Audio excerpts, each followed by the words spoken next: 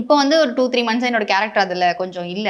அதனால ஓகே இப்ப நான் ஃப்ரீயா இருக்கேன். ஆனாலும் இப்ப ஃப்ரீயா இருக்கிறதுனால எப்படா ஷூட் வரும், சிறகடிக்க ஆசை அப்படி இருக்கும். அங்க வந்து என்ன ஜாலி இருக்கும்னா, ஃபர்ஸ்ட் ஆஃப் ஆல் என்னோட கேரக்டர் அங்க. ஸோ அந்த கேரக்டர நான் பண்றதுக்கே நான் வந்து ரொம்ப ஜாலியா எக்ஸைட்மென்ட்டா போயிருவேன். அதுல ஃபுல்லா எனக்கு வெஸ்டர்ன் ட்ரெஸ். தென் கேரக்டருமே எனக்கு ரொம்ப ஆசைப்பட்ட கேரக்டர் அது.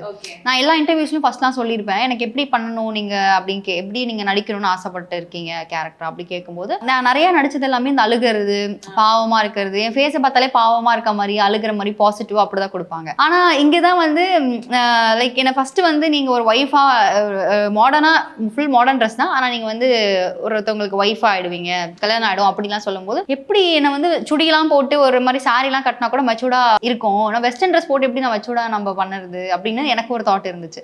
ஆனா அதையுமே லைக் பீட் பண்ணி ஒரு யங் கப்புள்ஸ் நாங்க அப்படின்னு சொல்லி காமிச்சது வந்து நல்லா நல்லா இருக்கு. அது நான் என்னோட தாட் அப்படி இருந்துச்சு. ஆனா இப்போ வந்தப்பறம் எனக்கே அது புரிஞ்சிச்சு. ஸோ ஒரு நாளுமே எக்ஸைட்மெண்ட்டா நடிக்கிறதுக்காக எனக்கு அது